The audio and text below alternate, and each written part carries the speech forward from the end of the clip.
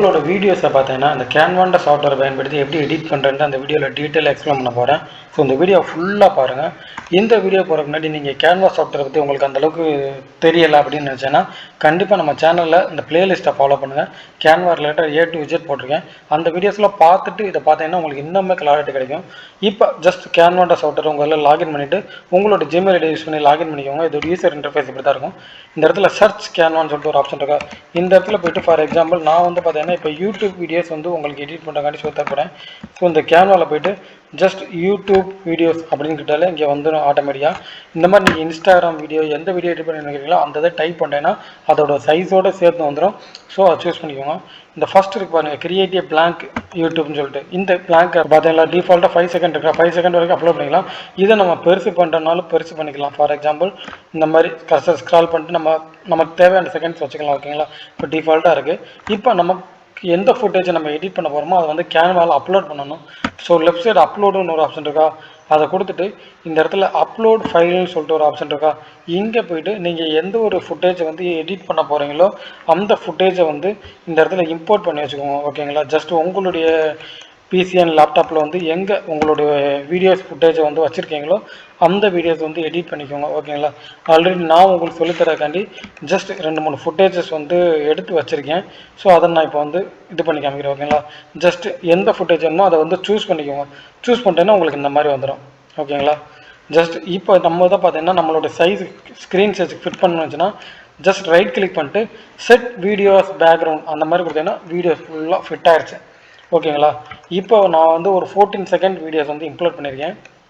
இப்போ எனக்கு இது பார்த்தீங்கன்னா இந்த வீடியோவில் ஃபஸ்ட்டு 5 செகண்ட் மட்டும் இருந்தால் போதும் அப்படின்னு நினச்சேன்னா ஜஸ்ட் மேலே எடிட் வீடியோ பக்கத்தில் இந்த ட்ரிம்னு சொல்லிட்டு ஒரு ஆப்ஷன் இருக்கா, அங்கே 14.6 mm அதாவது இந்த வீடியோவோட சைஸ் இருக்கா, நமக்கு இப்போ எந்த சைஸ் தேவை, மொதல் 5 செகண்ட் மட்டும் தேவை. ஸோ நான் 5ன்னு கொடுத்துறேன். 5ன்னு கொடுத்தோம்னா பார்த்தீங்கன்னா மற்ற செகண்ட்ஸ் எல்லாம் கட் ஆகிடுச்சு. மொதல் 5 செகண்ட் மட்டும் இருக்குது. ஜஸ்ட் ப்ளே பண்ணி காமிக்கிறேன். இப்போ ஸ்டார்டிங் 5 செகண்ட்ஸை ஃபில் பண்ணோம்.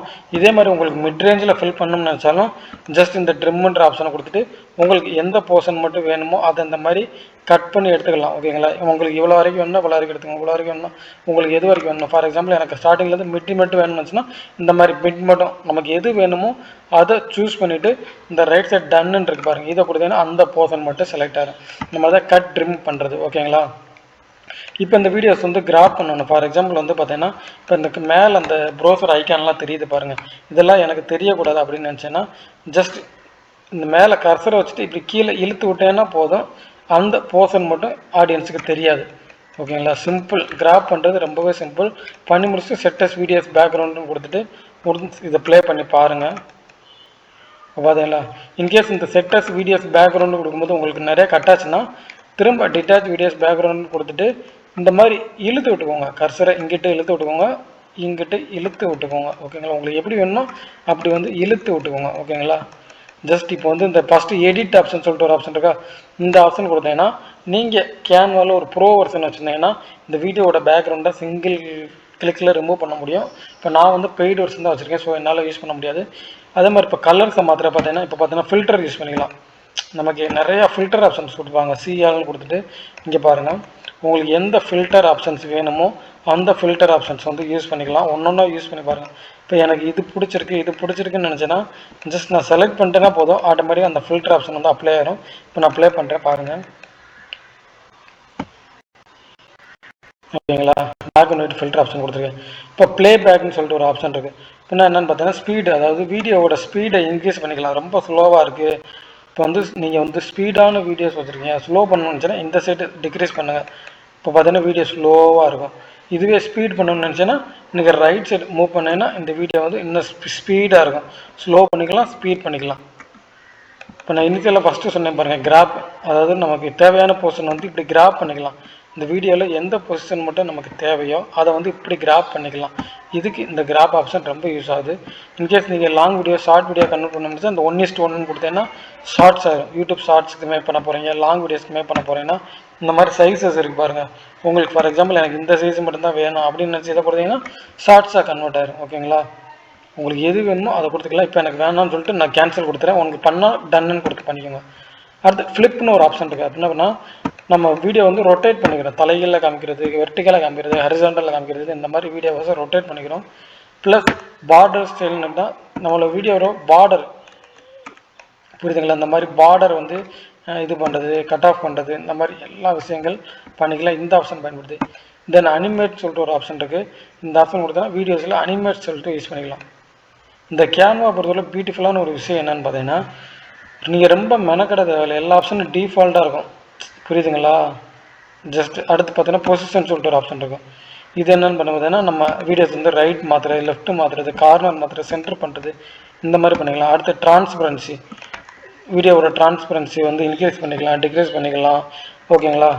இப்போ இந்த லாக்னு ஒரு சிம்பிள் கொடுத்துருவோம். அதாவது எனக்கு இந்த ஃபுட்டேஜே அடுத்து வேணும்னு நினச்சின்னா அந்த 3 டாட்டா கிளிக் பண்ணி டூப்ளிகேட் சூஸ் பண்ணுறோன்னா அதே இது டூப்ளிகேட் ஆகிடும். இல்லை எனக்கு அடிஷ்னலாக ஒரு ஃபுட்டேஜ் ஆட் பண்ணணும்னு நினச்சின்னா திரும்ப அப்லோடில் போய்ட்டு அப்லோட் ஃபைல்னு கொடுத்துட்டு வந்து உங்களுக்கு எந்த ஃபுட்டேஜ் வேணுமோ அந்த ஃபுட்டேஜ் வந்து சூஸ் பண்ணிக்கணும். உதாரணத்துக்கு எனக்கு அடுத்து இந்த ஃபுட்டேஜ் வேணும் அப்படின்னா அதை சூஸ் பண்ணோம்னா எனக்கு அடுத்தது அந்த ஃபுட்டேஜ் வந்துடும். ஓகேங்களா.